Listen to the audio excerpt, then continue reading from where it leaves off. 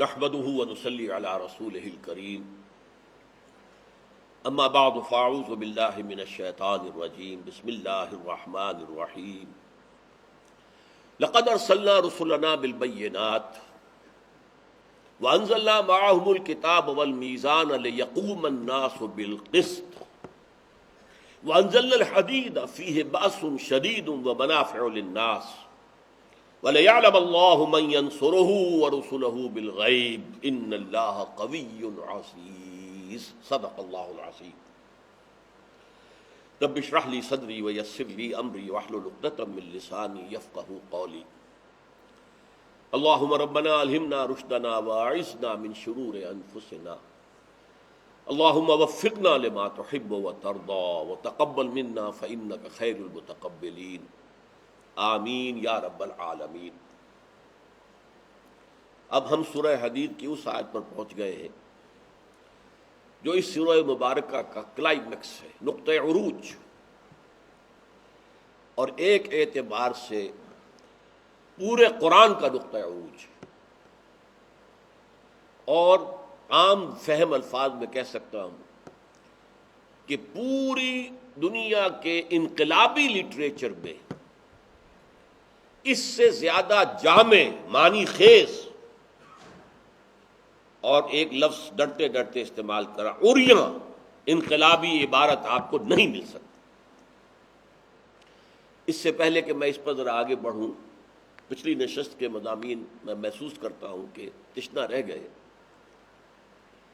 اللہ کی معرفت کے دو نتیجے جو ہیں بہت اہم ہیں۔ راضی برضائے رب، جو اللہ کی مرضی۔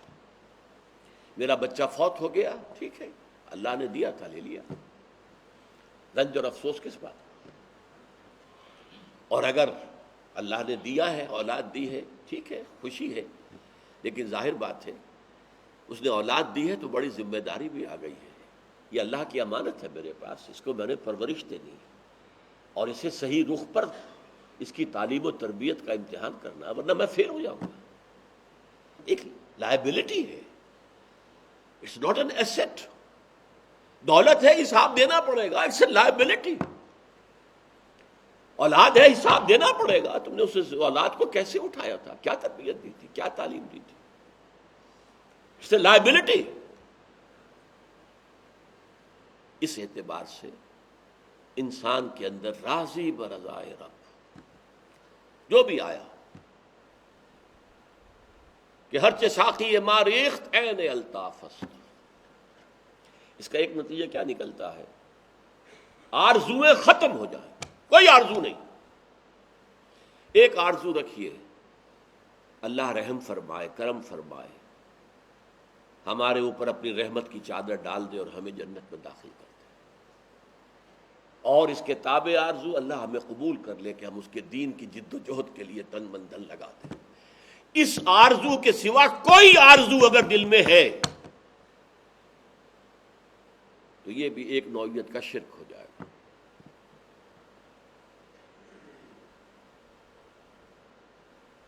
رضائے حق پہ راضی رہ، یہ حرف آرزو کیسا؟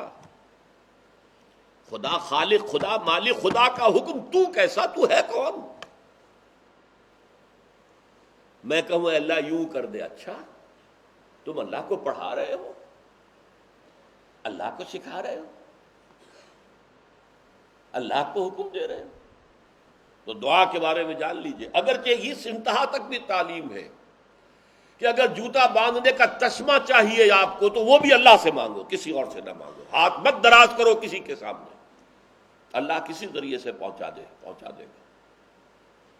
لیکن دوسری طرف یہ کسی شے کے لیے دعا نہ کرو سوائے ہدایت اور استقامت کے، ہدایت، استقامت، مغفرت، رحمت، بس۔ اے اللہ ایسا نہ ہو، ایسا نہ ہو، اچھا آپ بتانا چاہتے ہیں، اللہ کو حکمت سکھا رہے ہیں، ایسا کرنے میں کوئی برائی ہے؟ آپ زیادہ جانتے ہیں، اللہ زیادہ جانتا ہے۔ وَعَسَىٰ أَن تَكْرَهُوا شَيْئًا وَهُوَ خَيْرٌ لَكُمْ وَعَسَىٰ أَن تُحِبُّوا شَيْئًا وَهُوَ شَرٌّ لَكُمْ وَاللَّهُ يَعْلَمُ وَأَنتُمْ لَا تَعْلَمُونَ۔ تم نہیں جانتے، اللہ جانتا ہے۔ تو یہ ترک آرزو، رضائے حق پہ راضی رہے، یہ حرف آرزو کیسا؟ خدا خالق، خدا مالک، خدا کا حکم تو کیسا؟ اور اقبال کہتا ہے، فارسی اس کی جو ہے اصل کلام جو ہے وہ تو فارسی میں ہے نا، بروں کشید ز پیچا کہ ہست و بود مرا، چے اقدہا کہ مقام رضا کشود مرا۔ یہ مقام رضا ہے، اللہ کی رضا پہ راضی رہنا۔ یہ انسان کو پیچ و تاب سے نکل، یہ کیوں ہو گیا، یہ کیسے ہو گیا، یہ کس نے کر دیا، یہ اس نے کیا، میں اس سے انتقام لوں گا، اس سے بدلہ لوں گا، یہ سارا پیچ و تاب خلاص، جو کچھ ہوا ہے اللہ کے اذن سے ہوا۔ ذریعہ کوئی بن گیا، وہ بن گیا، یہ بن گیا، وہ بن گیا، اللہ کے اذن کے بغیر تو نہیں ہو سکتا تھا۔ تو یہ میرے رب کی طرف سے ہے نا، میں راضی ہوں۔ بروں کشید ز پیچا کہ ہست و بود مرا، یہ جو پیچ و تاب انسان کھاتا ہے، یہ ہو گیا، یہ نہیں ہوا، یہ نہیں ہوا، یہ کیوں ہو گیا، ایسا نہ ہو جائے، یہ نہ ہو جائے، اس سب سے آدمی نکل گیا۔ نفس مطمئنہ یا ایتھا النفس المطمئنۃ ارجعی الی ربک راضیۃ مرضیہ۔ تو بروں کشید ز پیچا کہ ہست و بود مرا، چہ عقدہا کے مقام رضا کشود مرا۔ اور دوسرا ہے تفویض الامر الی اللہ، اے اللہ میں اپنا معاملہ تیرے حوالے کرتا ہوں، جس کو میں نے کہا دعا استخارہ، اگر یہ شے تیرے علم میں صحیح ہے، اچھی ہے میرے لیے، تو اس کو میرے لیے آسان کر دے اور میرے دل کو بھی اس کے لیے کھول دے، اور اگر یہ شے تیرے علم میں میرے لیے نقصان دہ ہے تو اس کو مجھ سے دور کر دے، مجھے اس سے دور کر دے۔ فإنک تعلم ولا اعلم وتقدر ولا اقدر، تو سب کچھ جانتا، میں کچھ نہیں جانتا، تجھے ہر قدرت حاصل ہے، مجھے کوئی قدرت حاصل ہے۔ تو یہ راضی برضائے رب، ما اصاب من مصیبت فی الارض ولا فی انفسکم الا فی کتاب من قبل ان نبرأها ان ذلک علی اللہ یسیر لکہ لا تأسوا علی ما فاتکم ولا تفرحوا بما آتاکم واللہ لا يحب كل مختال فخور الذین یبخلون ویأمرون الناس بالبخل ومن یتول فإن اللہ هو الغنی الحمید۔ ان آیتوں کا تعلق اس آیت سے بھی ہے جو اب ہم پڑھیں گے، اس لیے کہ انقلابی عمل کے اندر تکلیفیں زیادہ آتی ہیں، خرچ زیادہ کرنا پڑتا ہے، لہذا جو عظیم ترین انقلابی آیت ہے قرآن کی، اس سے پہلے یہ تمہید کے طور پر 3 آیتیں تھیں۔ اب آئیے اس آیت پر، لقد ارسلنا رسلنا بالبینات، ہم نے بھیجا اپنے رسولوں کو بینات کے ساتھ۔ بینہ ایک شے جو از خود روشن ہے، واضح ہے، جسے کسی دلیل کی حاجت نہیں۔ جیسے ہم کہتے ہیں آفتاب آمد، دلیل آفتاب، سورج طلوع ہو جائے تو اپنے وجود پر خود دلیل ہے، کیا اس کے لیے کوئی دلیل کی ضرورت ہے کہ سورج ہے؟ وہ بین ہے، از خود واضح ہے۔ تو بینات کا لفظ جب رسولوں اور نبیوں کے لیے آتا ہے تو 2 معنی میں آتا ہے۔ ایک تو یہ کہ جو وہ تعلیم لے کر آئے ہیں، اللہ کو پر ایمان، نیکیوں کی دعوت، وہ فطرت انسانی کے نزدیک بالکل واضح ہے، سورج کی طرح ہے، روشن بینات ہے۔ اور ایک خاص طور پر پھر معجزات کے بارے میں، کہ جو ثابت کر دے کہ یہ اللہ کا رسول ہے، یہ جو اس نے کر کے دکھایا ہے یہ نہیں ہو سکتا اگر یہ اللہ کا رسول نہ ہو۔ اگر حضرت صالح سے کہا دیکھو بھائی صالح ہم مان لیں گے تم اللہ کے رسول ہو، اگر تم ابھی اس چٹان میں سے جو ہمارے سامنے ہے ایک گابھن اونٹنی برآمد کر کے دکھا دو۔ اللہ سے دعا کی، اللہ نے کر دیا، ان کی نگاہوں کے سامنے چٹان پھٹی، ایک گابھن جو پہلے سے حاملہ ہے اونٹنی، یہ اونٹنی بہت قیمتی ہوتی تھی، جو گابھن بھی ہے جس سے اب اور کوئی بچہ بھی ملنے والا ہے، برآمد ہو گئی۔ ناقۃ اللہ کہا گیا اسے، ناقۃ اللہ، اللہ کی اونٹنی، یہ معجزہ تھا۔ ان بدبختوں نے پھر بھی نہیں مانا، وہ بات دوسری ہے، کوئی قوم معجزے سے ایمان نہیں لائی۔ 9 معجزے حضرت موسیٰ کے آل فرعون نے دیکھے، بدبختوں نے نہیں مانا، لیکن پھر بھی بینات کا لفظ معجزوں کے لیے آتا ہے۔ لقد ارسلنا رسلنا بالبینات، دیکھیے یہاں 3 چیزیں آ رہی ہیں۔ ہم نے بھیجا اپنے رسولوں کو بینات کے ساتھ، معجزوں کے ساتھ، وانزلنا معہم الکتاب والمیزان، اور ان کے ساتھ ہم نے 2 چیزیں اور نازل کی، ایک الکتاب، تورات دی موسیٰ کو، انجیل دی عیسیٰ کو، کتاب، الکتاب اب قرآن ہے جو محمد کو دیا جا رہا ہے صلی اللہ علیہ وسلم، والمیزان، اور وزن کرنے والی شے، میزان اس میں آلہ ہے وزن سے، وزن کرنے والی شے، اس سے مراد کیا ہے؟ وہ نظام عدل اجتماعی جس میں توازن ہو، عورت اور مرد کے حقوق، توازن ہو، مرد کو اس کا دائرہ کار معین ہو اس کی صلاحیتوں کے اعتبار سے، عورت کا دائرہ کار معین ہو اس کی صلاحیتوں کے اعتبار سے، مرد کو حقوق حاصل ہو اس کے فرائض کے اعتبار سے، عورت کو حقوق حاصل ہو اس کے فرائض کے اعتبار سے، یہ توازن ہونا چاہیے۔ کوئی سرمایہ دار ہے، اس نے کارخانہ لگایا ہے، اس کے بھی کچھ حقوق ہیں، اور مزدور ہے وہ کام کر رہا ہے، اس کے بھی حقوق ہیں۔ سرمایہ دار ظلم نہ کرے مزدور پر، اور مزدور زیادتی نہ کرے سرمایہ دار پر، توازن ہونا چاہیے۔ دنیا میں کوئی نہ کوئی نظام رہے گا، کوئی نہ کوئی حکومت ہوگی، حاکم ظلم نہ کرے، دبائے نہیں، سپریس نہ کرے، ریپریس نہ کرے اپنے محکوموں کو، اور محکوم جو ہے وہ پریشان نہ کرے اپنے حاکموں کو۔ یہ توازن جو ہے یہ اصل میں شریعت کا اصل مقصود ہے۔ اب آپ سمجھیے تین چیزیں دی گئیں رسولوں کو، ایک معجزے، نمبر دو کتاب ہدایت، نمبر تین میزان جس میں تمام طبقات اور تمام انسانوں کے حقوق اور فرائض کا توازن معین کر دیا گیا۔ اس ترازو میں تولا جائے گا عورت کا حق کیا ہے، بیوی کا حق کیا ہے، اور اختیار کیا ہے، اور فرائض کیا ہیں، اور شوہر کے، مرد کے کیا حقوق ہیں، کیا اختیارات ہیں، کیا فرائض ہیں۔ اچھا، اب یہ ساری چیزیں ہم نے کس لیے بھیجی؟ یہ ٹکڑا جو ہے تین الفاظ آ رہے ہیں آگے، یہ مرکز ہے اس آیت کا، لِیَقُومَ النَّاسُ بِالْقِسْطِ، تاکہ لوگ عدل پر قائم ہوں۔ یہ اللہ کی ہابی تو نہیں تھی کہ رسول بھیج دیا، کتاب بھیج دی، بس شوق پورا ہو گیا۔ یہ سب کچھ اس لیے بھیجا کہ اس کو قائم کیا جائے، یہ میزان نصب کی جائے، اس میں تول کر ملے ہر ایک کو جو اس کا حق ہے۔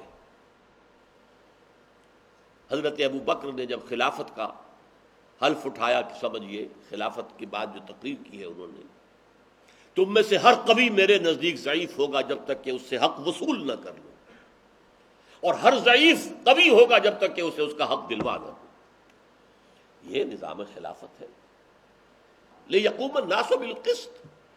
گویا کہ ارسال رسل، انزال کتب، بینات، معجزے، میزان شریعت، ان سب کا مقصد کیا ہے؟ نظام عدل قائم ہو بالفعل، ہر ایک کو اس کے حق کے مطابق ملے،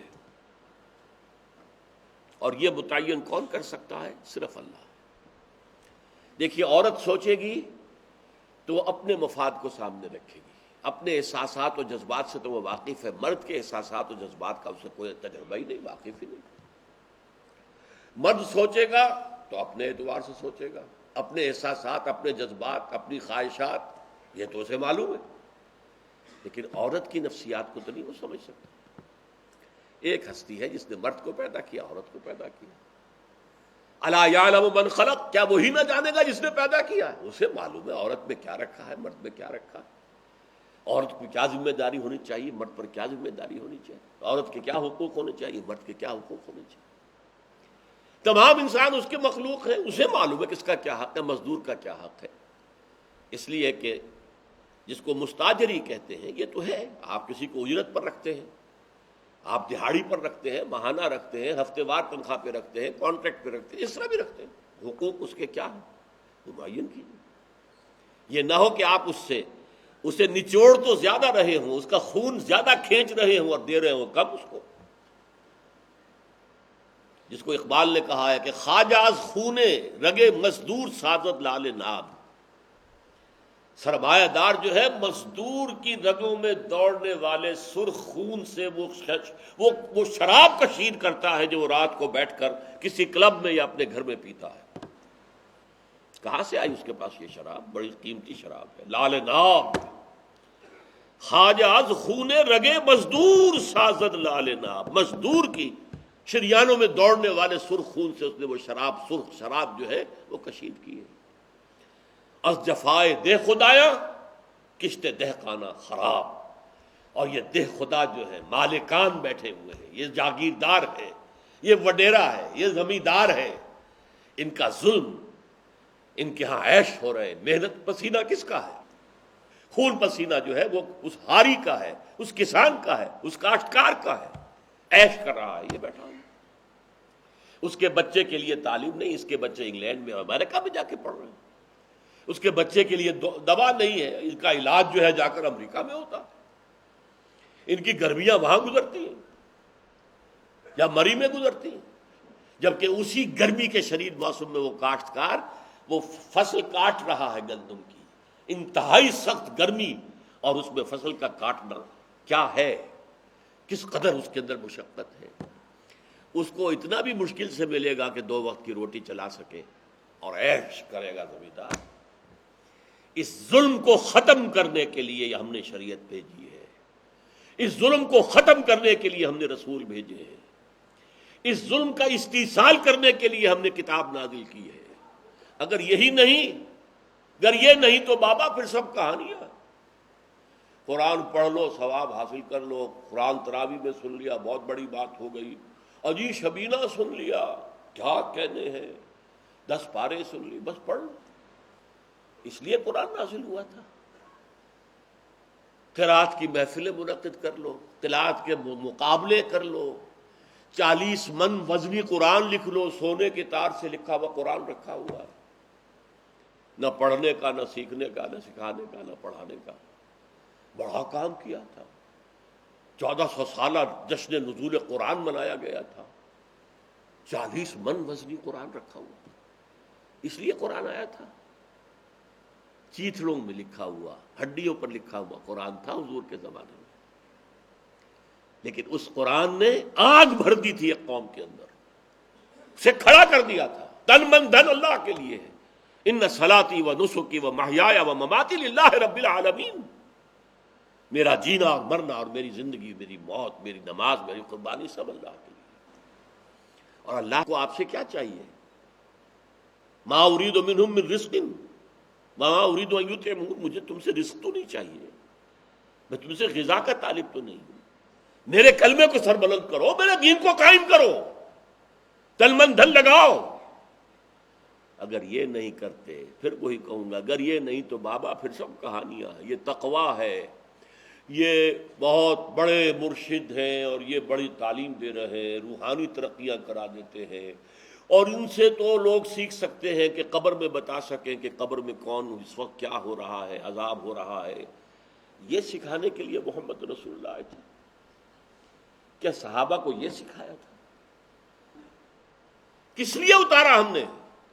لقد ارسلنا رسلنا بالبینات وانزلنا معهم الکتاب والمیزان لیقوم الناس بالقسط، تاکہ لوگ عدل پر قائم ہوں۔ ہم نے نظام عدل نافذ کیا ہے، ہم نے نظام عدل نازل کیا ہے تم پر، کتاب کی شکل میں، میزان کی شکل میں۔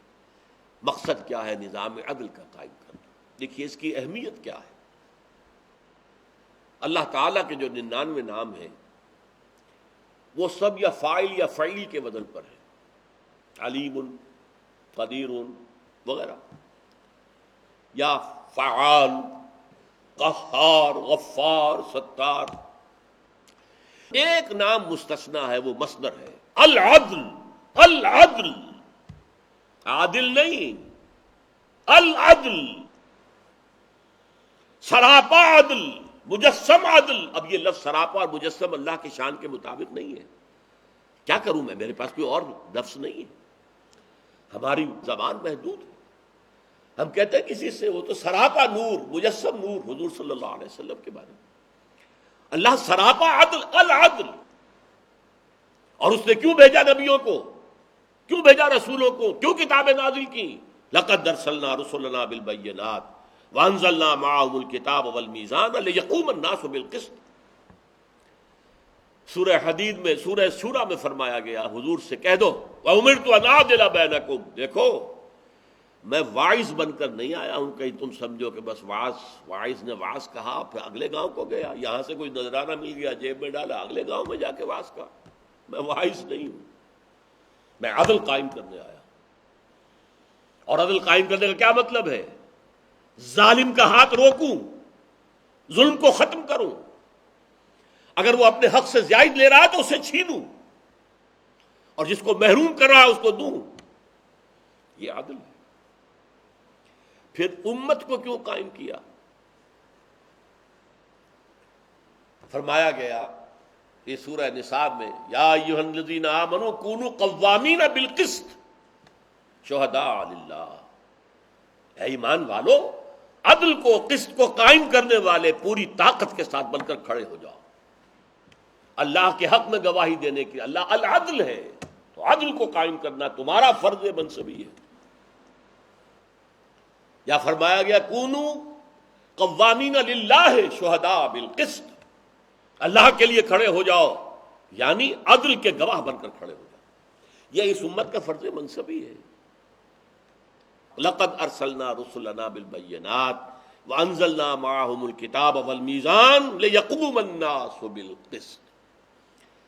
اب میں صرف ایک حوالہ دوں گا، یہ ہے آیت جمع کے صیغے میں، ہم نے بھیجا اپنے رسولوں کو، لیکن رسولوں میں اس اعتبار سے فرق ہو جائے گا، ایک رسول ابھی اس دور میں آئے جبکہ کوئی اجتماعی نظام تھا ہی خاص نہیں، نہ کوئی حکومت کا کوئی تصور تھا، بس زیادہ سے زیادہ قبیلہ ہے، قبیلے کا سردار ہے، اللہ اللہ خیر صلی اللہ، کوئی حکومت نہیں، کوئی ٹیکس نہیں، کچھ نہیں، اپنا شکار کرو اور کھاؤ، یا اپنی کاشت کرو اور کھاؤ، بس، یا بارٹر ہو گیا۔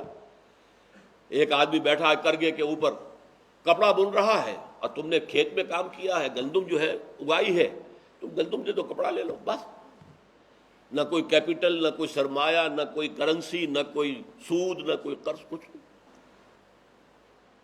تو جیسے جیسے تمدن ترقی کرتا چلا گیا، تمدن جانتے، مدنیت، یہ نظام جو ہے، اور پھر وہ نظام پہلے کبھی غاروں میں رہتے تھے تو ہر شخص اپنے غار کا مالک ہے، عام دی monarch of all I survey، اپنے غار میں جو چاہوں گا میں کروں گا، کسی اور کا حکم نہیں ماننے کا سوال۔ پھر قبیلے کا معاملہ آیا تو سردار جو قبیلے کا اس کی بات ماننی پڑے گی، جو سردار ہے۔ پھر قبیلے ایک شہر میں آ کے رہنے لگے تو آپس میں انہوں نے کچھ طے کیا، باہمی معاملات، تو دستور کی بنیاد پڑی، پھر بڑی بڑی امپائرز قائم ہو گئی۔ اب آیا وہ عدل کا معاملہ، انتہائی اہمیت اختیار کر گیا۔ اب کسان کھیت میں ہل چلا رہا ہے، جاگیردار آ کر لائنز شیئر لے گیا ہے، جاگیردار نے کچھ اپنے پاس رکھا، کچھ بادشاہ کو بھیج دیا، وہاں چلا گیا لگان، بادشاہ عیش کر رہا ہے، محل ہے، اور اگر کوئی کسان سر اٹھائے گا تو بادشاہ کی فوج ہے اس کا سر کچلنے کے لیے۔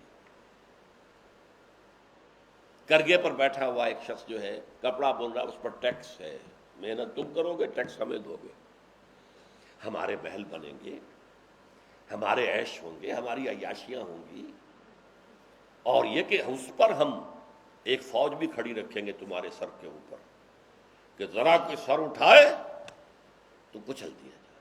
یہ نظام جب آ گیا دنیا میں، یہ تھا جو امپائرز کا دور ہے، دی پرشین امپائر، دی رومن امپائر، اس وقت حضور کی بعثت ہوئی۔ اب نظام زندگی کی اہمیت ہو چکی تھی، انسانی انفرادیت سکڑ گئی تھی، اجتماعیت کا جو ہے قبضہ ہو گیا تھا، اور آج تو انتہا کو پہنچ گیا ہے۔ پہلے تو کم سے کم یہ تھا آپ اپنے بچے کی تعلیم کا خود فیصلہ کر سکتے تھے، آپ اسے اپنے گھر کے اندر اچھا ماحول فراہم کر سکتے تھے۔ اب کیا کریں گے؟ گھر میں ٹی وی نہ ہو تو بچہ باہر جا کے دیکھے گا، گھر میں یا کسی اور کے دوست کے یہاں جا کے دیکھے گا، کیا کریں گے؟ آپ اس کی تربیت کیسے کریں گے؟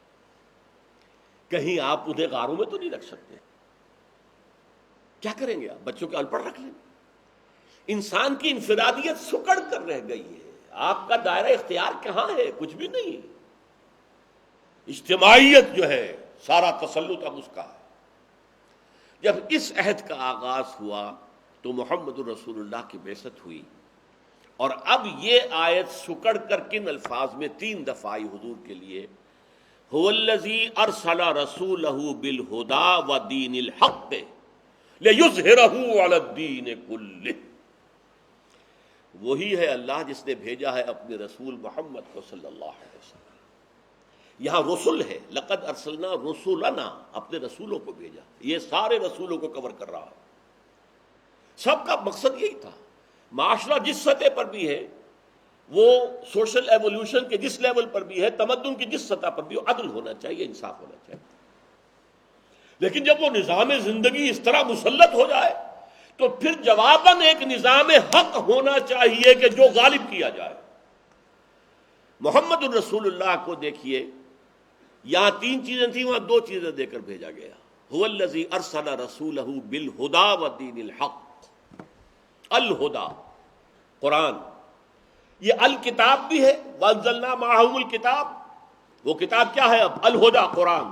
اور یہی معجزہ ہے محمد الرسول اللہ صلی اللہ علیہ وسلم. حضور کا اصل معجزہ قرآن حکیم ہے. کسی رسول کا اصل معجزہ وہ ہوتا ہے جو وہ دعوے کے ساتھ پیش کرے کہ آؤ کر لو مقابلہ. جیسے حضرت موسیٰ نے جادوگروں سے مقابلہ کیا چیلنج کے ساتھ. چیلنج قرآن میں دیا گیا، بار بار دیا گیا. اگر تمہیں شک ہے تو اس قرآن جیسی ایک صورت بنا کر لے آؤ، اور جس کو چاہو جمع کر لو. تمہارے ہاں شعراء ہیں، خطباء ہیں، بڑے بڑے لوگ ہیں. آئے ایک سورت العصر جیسی بنا لیں، سورت الکوثر جیسی بنا لیں. تو اصل معجزہ کیا ہے؟ تو یہاں تھا بینات اور کتاب، یہاں صرف الہدی قرآن حکیم جو معجزہ بھی ہے اور کتاب ہدایت بھی ہے، الہدی بھی ہے. اور اب جو میزان ہے وہ میزان اب سادہ میزان نہیں رہی، نظام بن گیا ہے. ودین الحق، نظام باطل کے مقابلے میں دین حق، نظام حق دے کر بھیجا ہے.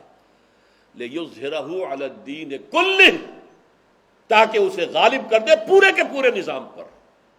نظام کا کوئی گوشہ اس سے خارج نہ رہ جائے، آزاد نہ رہ جائے. وہ سیاست ہو، ریاست ہو، حکومت ہو، قوانین ہو، تعزیرات ہو، حدود ہو، ٹیکس ہو، زراعت ہو، تجارت ہو، انڈسٹری ہو، گھریلو زندگی ہو، جو بھی کچھ ہو، سب کا سب دین حق کے تابع ہو جائے. لیظہرہ علی الدین کلہ وَلَوْ كَرِهَ الْمُشْرِكُونَ. اب دیکھیے یہ الفاظ حضور کے لیے 3 دفعہ ہے. هُوَ الَّذِي أَرْسَلَ رَسُولَهُ بِالْهُدَى وَدِينِ الْحَقِّ لِيُظْهِرَهُ عَلَى الدِّينِ كُلِّهِ. 3 دفعہ ایک شوشے کے فرق کے بغیر. سورہ توبہ آیت نمبر 33، سورہ فتح آیت نمبر 28، سورہ صف آیت نمبر 9. کسی اور رسول کے لیے نہیں آئے، اس لیے کہ ابھی ان کے دور تک نظام زندگی کا کوئی تصور نہیں تھا. عدل و انصاف تو ہر معاملے کے اندر ہوگا، لیکن نظام عدل، پورا نظام عدل اجتماعی، آج کل جس کے لیے لفظ ہم استعمال کرتے ہیں the system of social justice. اس سوشل جسٹس میں پولیٹیکل جسٹس بھی ہے، اکنامک جسٹس بھی ہے، سوشل جسٹس بھی ہے، گھریلو بھی عدل و انصاف ہے، عورت اور مرد کے حقوق میں توازن ہونا چاہیے، عدل ہو، انصاف ہونا چاہیے. یہ تمام چیزیں جو ہیں یہ دین حق کا حصہ ہیں، اور پورے نظام زندگی پر اس کو غالب کرنے کے لیے محمد رسول اللہ کو بھیجا گیا. وہ سورہ صف کی مرکزی آیت، یہ سورہ حدید کی مرکزی آیت، دونوں اسی سلسلے سور کی صورتیں ہیں. یہی 10 صورتیں جو کہ مدنی صورتوں کا بلحاظ تعداد سب سے بڑا گلدستہ ہے قرآن حکیم. بارک اللہ لی ولکم فی القرآن العظیم ونفعنی وإیاکم بالآیات والذکر الحکیم.